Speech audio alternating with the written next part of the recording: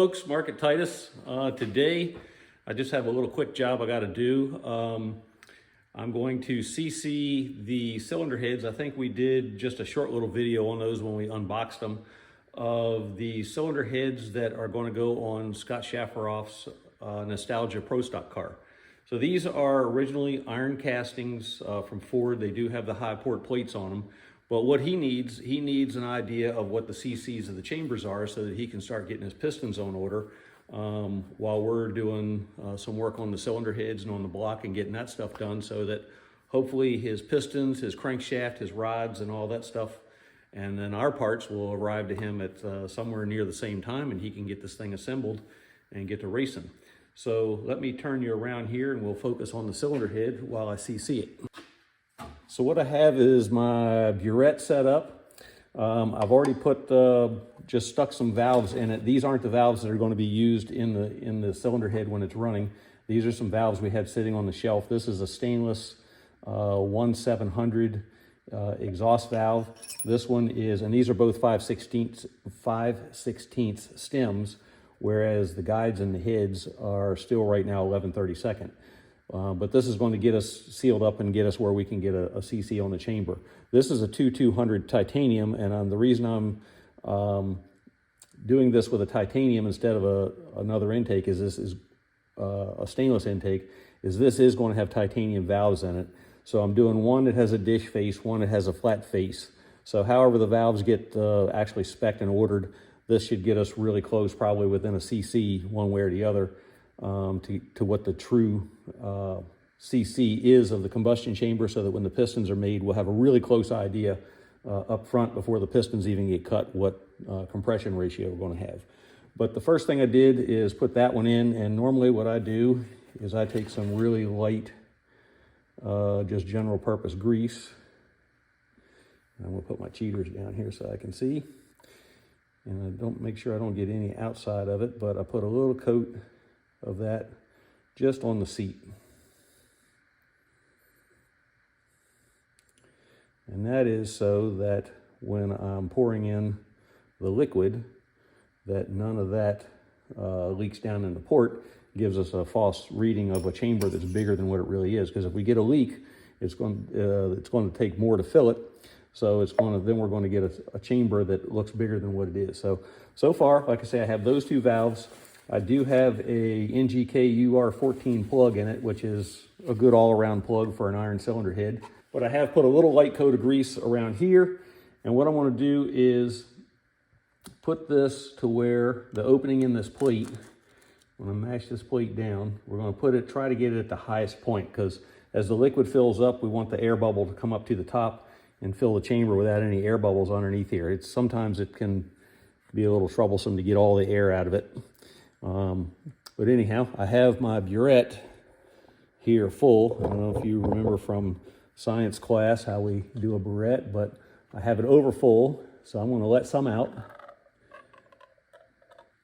And I'm going to read the top of, the bottom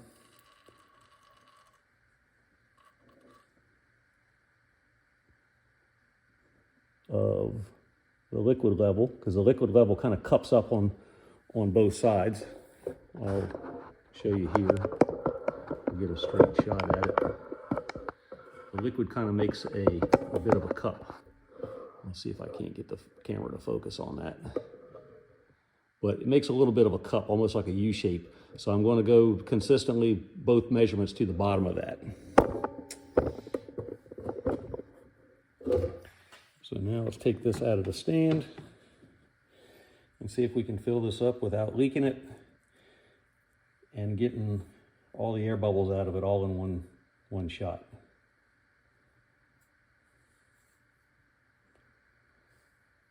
And I'm using just isopropyl alcohol as my liquid. Isopropyl alcohol has less surface tension than water, so it's a good idea. It's a good medium to use because it doesn't make as much of a U shape in your Burette.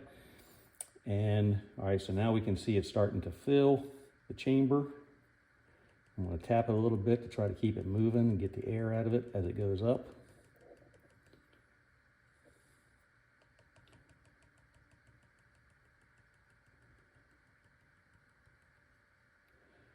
All right, I'm going to slow it down. All right, and as you can see, we got a little bit of an air bubble over here. I'm going to try to tap that air bubble and keep that air bubble moving.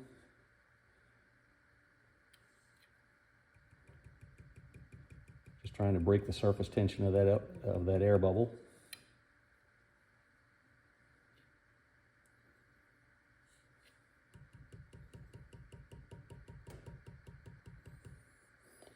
And actually, what I want to do is try to slide that just a hair.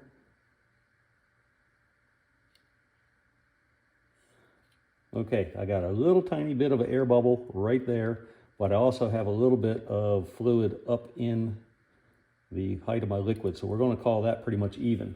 So where this cylinder head is I'm going to hold the burette flat, and I'm going to look at it flat. The camera's looking at it a little bit of an angle, but that is right at 53.5 cc's. So this chamber is 53.5 cc's, so I'll be able to pass that information along.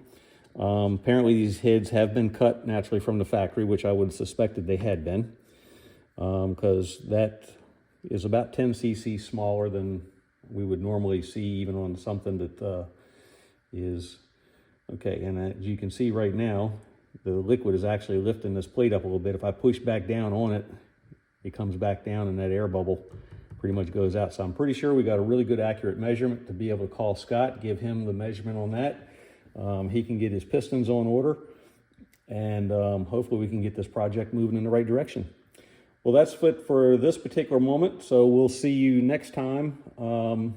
If you like doing these kind of videos where I show just doing a little bit of stuff that we do in the shop for bits and pieces of the project, comment on the video, give us a thumbs up, or even better yet, subscribe to our channel, and we'll try to pay attention to that and keep on making some more videos.